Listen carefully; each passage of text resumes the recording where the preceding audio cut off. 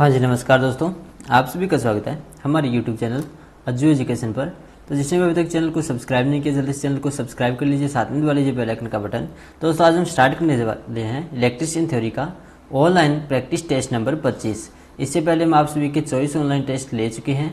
अगर आप में से किसी ने नहीं देखे तो देख सकते हैं, यानी 24 प्रैक्टिस टेस्ट अवेलेबल है। इसी वीडियो के डिस्क्रिप्शन में लिंक दिया गया है प्लेलिस्ट का, आप वहाँ से देख सकते हैं, सभी वीडियोज़ अवेलेबल है। चलिए दोस्तों शुरू करते हैं ऑनलाइन प्रैक्टिस टेस्ट नंबर 25। बने रहिएगा इस टेस्ट के अंत तक, जो कि इलेक्ट्रिशियन थ्योरी का है। जो कैंडिडेट्स ITI कर रहे हैं उनके लिए भी महत्वपूर्ण है, या जो कैंडिडेट्स IT इलेक्ट्रिशियन बेस पे वैकेंसियाँ आई हुई है उनके लिए तैयारी कर रहे हैं तो भी बहुत ज़्यादा महत्वपूर्ण है ये सभी के सभी क्वेश्चन। चलिए दोस्तों शुरू करते हैं। जल्दी से बताना है आपको इसका आंसर कमेंट बॉक्स में टाइप करके। तो आज का हमारा पहला क्वेश्चन है, सिंगल फेज ट्रांसफार्मर या परिणामित्र बोला जाता है जिसको, यानी उसमें पूर्ण भार या फुल लोड पर ताम्र हानि किस परीक्षण से ज्ञात की जाती है, यानी कौन सी टेस्टिंग की जाती है यह आपको बताना है। सर्वै दिवस दक्षता परीक्षण या ऑल डे एफिशिएंसी टेस्ट बोला जाता है जिसको इंग्लिश में, या लघु पतन परीक्षण जिसको शॉर्ट सर्किट टेस्ट बोला जाता है, या पूर्ण भार परीक्षण यानी फुल लोड टेस्ट, या खुला परिपथ परीक्षण यानी ओपन सर्किट टेस्ट। बताइए कौन सा आंसर होगा। मोस्ट इंपोर्टेंट क्वेश्चन है, कई बार एग्जाम्स में पूछा जाता है। सिंगल फेज ट्रांसफार्मर में पूर्ण भार पर ताम्र हानि कौन से परीक्षण से ज्ञात की जाती है, जल्दी से बताइए जिसको भी आंसर पता है। तो दोस्तों इसका आंसर हो जाएगा बी, यानी शॉर्ट सर्किट परीक्षण के द्वारा की जाती है। हमेशा जो कोई भी ट्रांसफार्मर होगा सिंगल फेज तो उसके अंदर हमें ताम्र हानि यानी ताम्र हानियों का पता लगाना है, तो हम कौन से परीक्षण से ज्ञात कर सकते हैं, लघु पतन परीक्षण या शॉर्ट सर्किट टेस्ट से। अगला हमारा क्वेश्चन है दोस्तों 2 नंबर। इसका आंसर तो क्या होगा, यह भी महत्वपूर्ण क्वेश्चन आप सभी के लिए। अब बात आती है डबल केज पिंजरा प्रेरणी मोटर होती है, या इसको double cage squirrel cage motor बोला जाता है। तो उसके साथ DOL यानी डायरेक्ट ऑनलाइन स्टार्टर किस शक्ति तक या किस पावर तक के मोटर के साथ लगाया जा सकता है, यानी कितनी कैपेसिटी तक लगाया जा सकता है DOL स्टार्टर को। Double cage squirrel cage motor के बारे में बात की गई, यहाँ पे ध्यान से देखिएगा।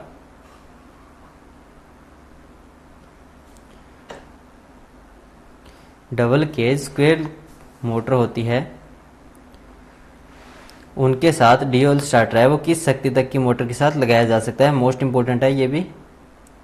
तो दोस्तों इसका आंसर हो जाएगा C, यानी 1.5 किलोवाट तक या 1500 वाट तक। तो चलिए थोड़ी बहुत जानकारी बता देता हूँ आपको।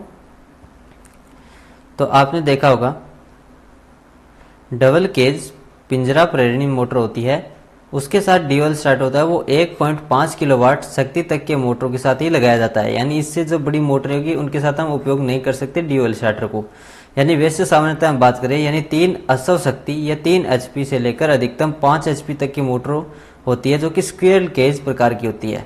यानी स्क्विरल केज प्रकार की होगी, ये डबल केज है, ये स्क्विरल केज प्रकार की मोटर होती है 3 फेज इंडक्शन। तो उनके अंदर हम 3 HP से लेकर 5 HP तक DOL स्टार्टर का उपयोग कर सकते हैं।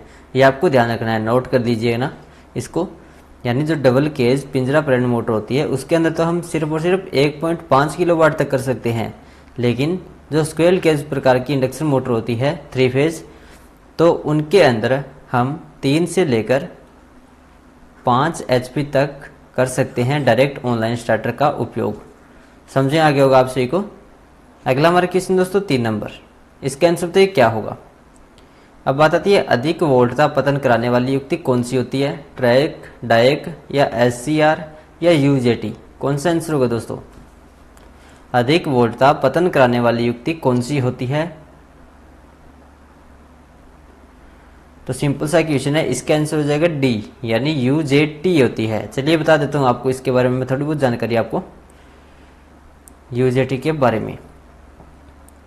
यानी अधिक वोल्टता पतन या वोल्टेज ड्रॉप UJT उत्पन्न करता है, और UJT है वो एक प्रकार का या एक PN संगम वाला ट्रांजिस्टर होता है, जिसमें एक छोटा P क्षेत्र तथा एक बड़ा N क्षेत्र होता है, यानी एरिया होता है।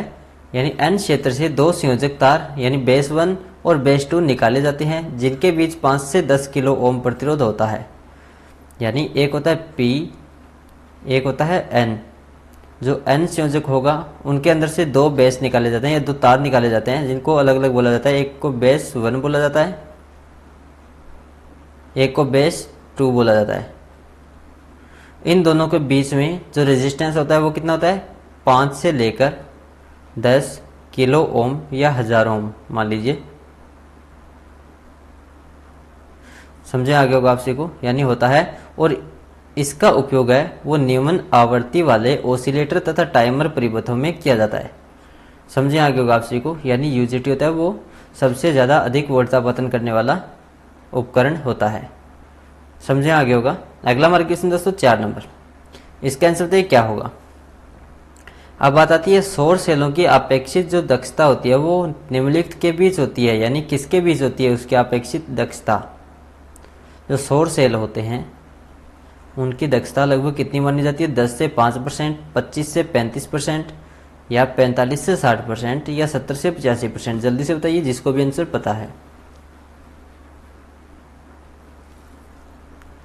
यह भी मोस्ट इंपॉर्टेंट क्वेश्चन है आप सभी के लिए। तो दोस्तों इसका आंसर हो जाएगा बी, 25 से 35% के बीच में होती है सौर सेलों की दक्षता। अगला हमारा क्वेश्चन है 5 नंबर, इसका आंसर बताइए क्या होगा। अब बात आती है ऋणात्मक ताप गुणांक या नेगेटिव टेम्परेचर कोफिशिएंट निम्नलिखित में से किसका होता है। ब्रास का, यानी जिसको पीतल बोला जाता है, या मरकरी, या इलेक्ट्रोलाइट, या सिल्वर का। बताइए कौन सा आंसर होगा। ऋणात्मक ताप गुणांक निम्नलिखित में से, यानी 4 ऑप्शन दे रखे हैं, इनमें से किसका होता है, जल्दी से बताइए। तो दोस्तों इसका आंसर हो जाएगा सी, यानी इलेक्ट्रोलाइट का होता है। चलिए बता देता हूँ इलेक्ट्रोलाइट के बारे में आपको, ध्यान से देखिएगा सभी कैंडिडेट्स। यानी इलेक्ट्रोलाइट का जो प्रतिरोध ताप गुणांक होता है वो ऋणात्मक होता है, पहली बात तो ये। अगला है जिनका प्रतिरोध ताप बढ़ाने पर घटता है, यानी जिनका प्रतिरोध ताप बढ़ाने पर घटता है, जितना हम उसको गर्म करेंगे उतना ही उसका रेजिस्टेंस घटेगा, तो उनका ऋणात्मक ताप गुणांक माना जाता है या होता है। और इसमें अर्धचालक यानी सेमीकंडक्टर्स आते हैं तथा कुचालक पदार्थ आते हैं। कुचालक पदार्थ हो गए जैसे रबड़, माइका और इलेक्ट्रोलाइट, और आदि और भी होते हैं। जिनका प्रतिरोध ताप बढ़ाने पर बढ़ता है उनका धनात्मक ताप गुणांक होता है, ये आपको ध्यान रखना है।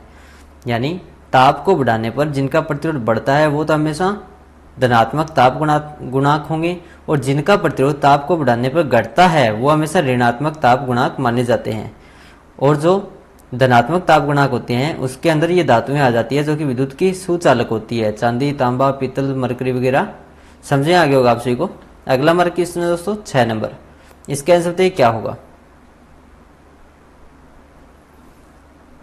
6 नंबर क्वेश्चन है 4 पोल 5 HP 3 फेज 50 साइकिल प्रति सेकंड या 50 हर्ट्ज 400 वोल्ट प्रेरण मोटर की तुल्यकालिक स्पीड आपको बतानी है, क्या होगी। जल्दी से बताइए कौन सा आंसर होगा। 1000 RPM या 1500 RPM या 3000 RPM या सॉरी यहाँ पे 3500 RPM होगा। बताइए कौन सा आंसर होगा।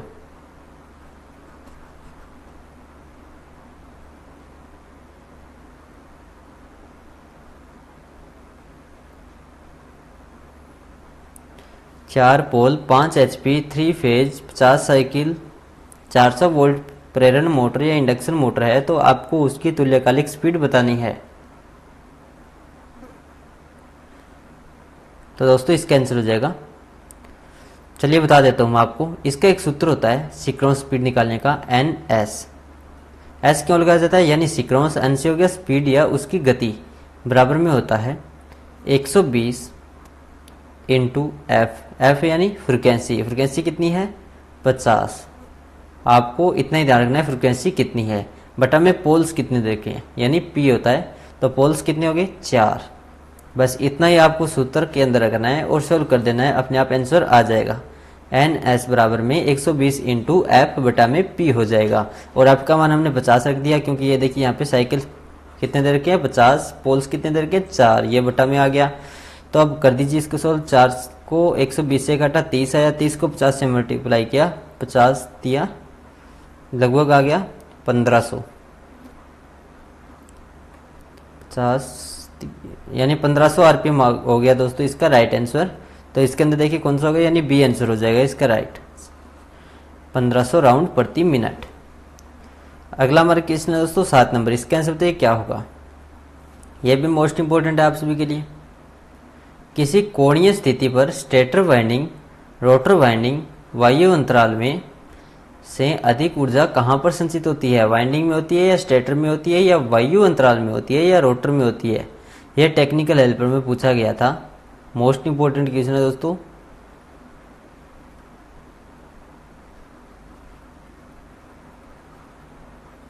जल्दी से बताइए अगर किसी को आंसर पता है।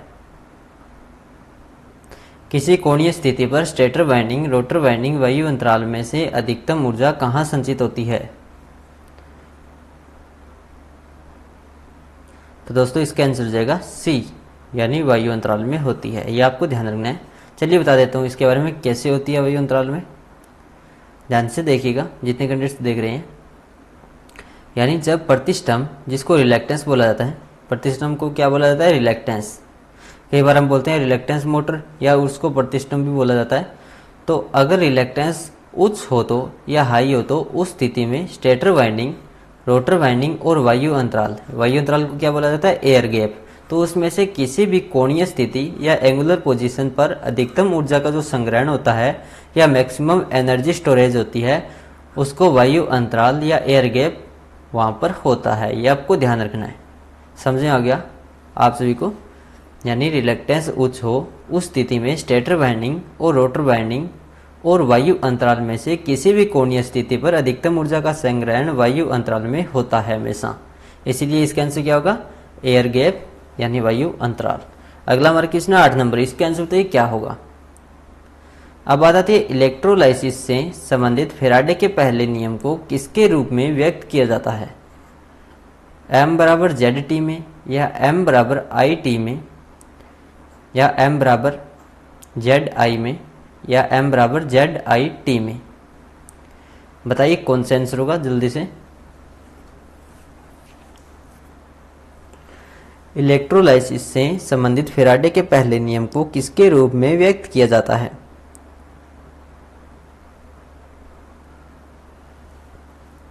तो दोस्तों इसका आंसर हो जाएगा डी, यानी M बराबर जेड आई टी। जेड यहाँ पे होता है नियतांक, यानी पहले होता है M एल्फा या फाई मान लीजिए, बराबर में आई टी और नियतांक को हटाएंगे तो यहाँ पे आ जाएगा Z, M बराबर में जेड आई टी। चलिए बता देता हूँ इसके बारे में थोड़ी बहुत आपको जानकारी। ध्यान से देखिएगा, समझ में आ जाएगा। इलेक्ट्रोलाइसिस से संबंधित फैराडे के पहले नियम के अनुसार किसी इलेक्ट्रोड पर मुक्त हुए पदार्थ का द्रव्यमान, यानी द्रव्यमान को किस में मापा जाता है, ग्राम में। तो विलयन में से प्रवाहित की गई विद्युत धारा की मात्रा अर्थात धारा इंटू समय, तो उसके अनुक्रमानुपाती या समानुपाती होता है। यानी ये देखिए यहाँ पे M एल्फा आई टी, यहाँ पे अगर हमें एल्फा का निशान हटाएंगे तो यहाँ पे M बराबर में आ जाएगा जेड आई टी। M का मतलब हो गया मास यानी द्रव्यमान, यानी मुक्त हुए पदार्थ का द्रव्यमान M का मतलब हो गया, वो भी ग्राम में। आगे Z हो गया, Z एक है विद्युत रासायनिक तुल्यांक, यानी इसका मतलब है ग्राम प्रति कूलाम में। फिर आगे आ गया I, यानी I को विद्युत धारा हो गया, वो भी एम्पियर में। T हो गया समय, सेकंड में। यानी इस प्रकार से हो जाएगा इसका राइट आंसर। समझे आगे होगा आप सभी को। अगला हमारा क्वेश्चन है दोस्तों 9 नंबर, इसका आंसर क्या होगा। किसी उद्दीप्त या इनकैंडिडेंस लैंप होता है, उसका पावर फैक्टर कितना होता है। इनकैंडिसेंट लैंप का पावर फैक्टर कितना होता है, 1 या अग्रगामी या पश्चगामी या शून्य। बताइए कौन सा आंसर होगा।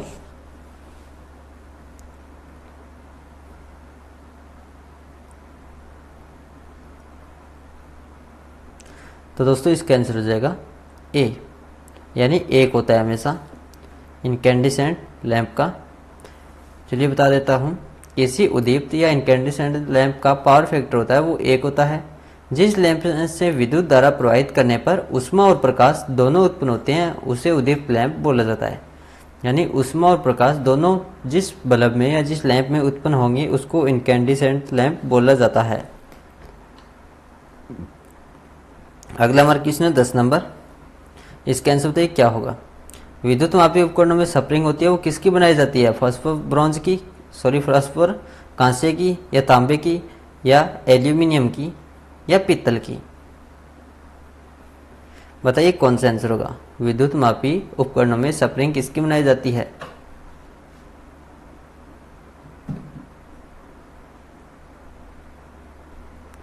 तो दोस्तों इसका आंसर हो जाएगा ए, फास्फोर कांस्य की या फास्फोर ब्रॉन्ज की बनाई जाती है।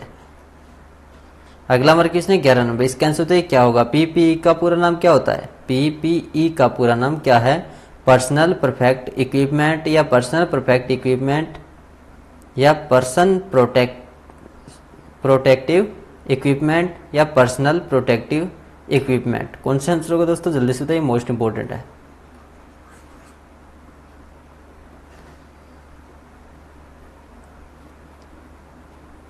तो दोस्तों जो सुरक्षा से संबंधित कपड़े, जूते, दस्ताने, चश्मा, हाथों वाले दस्ताने वगैरह होते हैं उनको बोला जाता है पीपीई, यानी इसका आंसर हो जाएगा D, right, personal protective equipments. समझे आगे होगा आप सभी को, यानी डी आंसर हो जाएगा इसका। ये इसका पूरा नाम है पीपीई का। अगला हमारा क्वेश्चन है 12 नंबर। इसका आंसर देखिए क्या होगा। ड्रम स्विच का उपयोग किस में किया जाता है। ड्रम स्विच का उपयोग किस में किया जाता है। सीढ़ियों पर जो प्रकाश व्यवस्था होती है उसके अंदर, या बगीचे की प्रकाश व्यवस्था में, या सजावटी प्रकाश व्यवस्था में, या सड़क की प्रकाश व्यवस्था में। कौन सा आंसर होगा, जल्दी से बताइए। ड्रम स्विच का उपयोग किस में किया जाता है।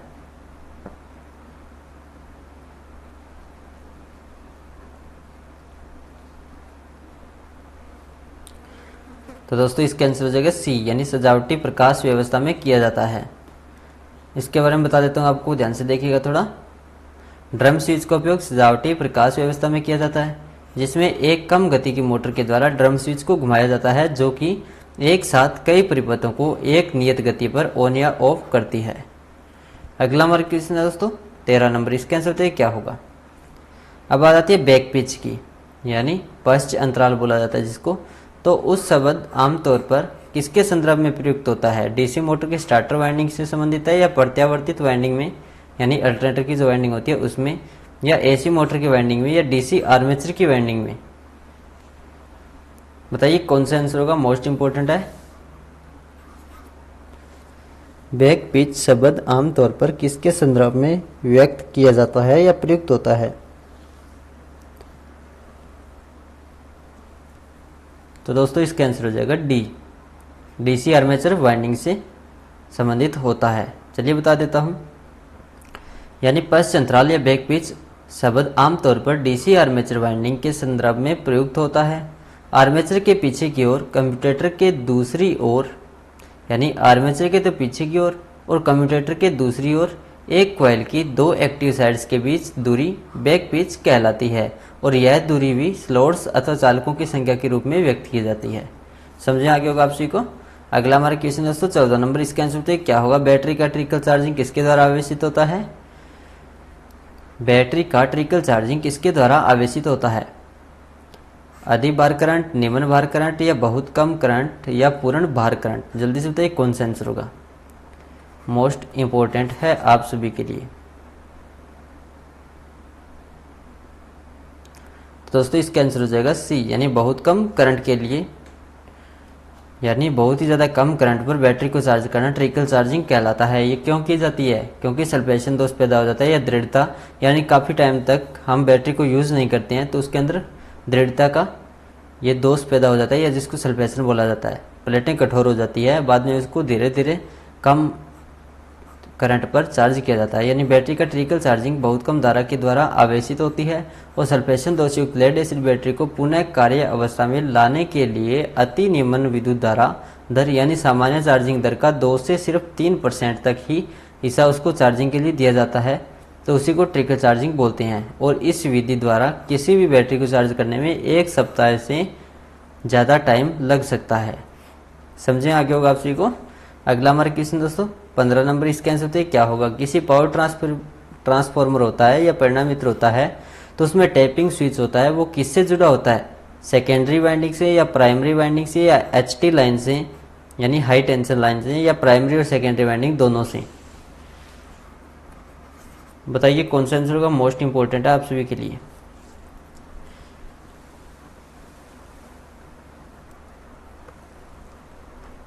तो दोस्तों इसका आंसर हो जाएगा ए, यानी हमेशा जो टैपिंग स्विच होता है वो सेकेंडरी वाइंडिंग से ही जोड़ा जाता है। किसी भी पावर ट्रांसफार्मर में टैपिंग स्विच सेकेंडरी वाइंडिंग से जुड़ा होता है। टैप स्विच द्वारा लोड एवं लोड रहित अवस्था में वोल्टता को समंजित करने के लिए किया जाता है, यानी वोल्टता को कम या ज़्यादा करने के लिए किया जाता है इसका उपयोग। तो धन्यवाद दोस्तों आप सभी को जुड़ने के लिए हमारे इस YouTube channel Ajju education live पर। अगर आप सभी को यह टेस्ट अच्छा लगा हो तो प्लीज़ इसको लाइक और शेयर जरूर करना अपने अपने व्हाट्सएप ग्रुपों में। जो कैंडिडेट्स नया वो चैनल को सब्सक्राइब कर लेना, या आपके पास जितने भी टेलीग्राम ग्रुप है उनमें भी शेयर करना। अगर आप फेसबुक चलाते हैं तो उस पर भी शेयर कर सकते हैं। धन्यवाद दोस्तों, आप सभी का दिन शुभ रहे। जय हिंद, वंदे मातरम।